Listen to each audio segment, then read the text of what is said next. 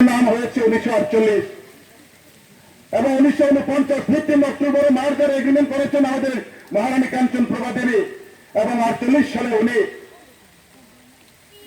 আমার যারা উদ্দেশ্য ভাই ও বোনেরা আছে তাদেরকে ভবিষ্যৎ চিন্তাধারা করে মানবতা রক্ষা করে এই কাঞ্চনপুরে 1000 জন ষষ্ঠী সমিতি রিজার্ভ ঘোষণা করে দিয়েছে এবং মহারানী কাঞ্চন প্রভা রানী দেবী দিয়েছে বলে আথিনথা তুইসার থেকে কাঞ্চন প্রভা দেবীর নাম অনুসরণ করে কাঞ্চনপুর হয়েছে ভাই ও বোনেরা।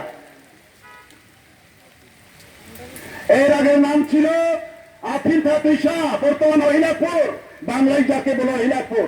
এই অহিলাপুর আথিনথা তুইসা ছিল এবং 1948 সালে আমার উদ্বাস্ত ভাই বোনেদেরকে বন্দোবস্ত করে দিয়েছে ষষ্ঠী সমিতি রিজার্ভ ঘোষণা করে। তখনই মহারানী কাঞ্চন প্রভা রানী দিয়েছে বলে এই মহারানী কাঞ্চন প্রভা দেবীকে অনুসরণ করে আথিনথা তুইসা থেকে কাঞ্চনপুর হয়েছে। কারণ মনে আছে কাজে ছিল আমাদের যত যারা আছেন যারা এই কাঞ্চনপুরবাসী যত পৃথিবী যতদিন বেঁচে থাকবে আমরা কাঞ্চনপুরবাসী ততদিন বেঁচে থাকতে হবে। জেনারেশন টু জেনারেশন আমরা চলে যেতে হবে।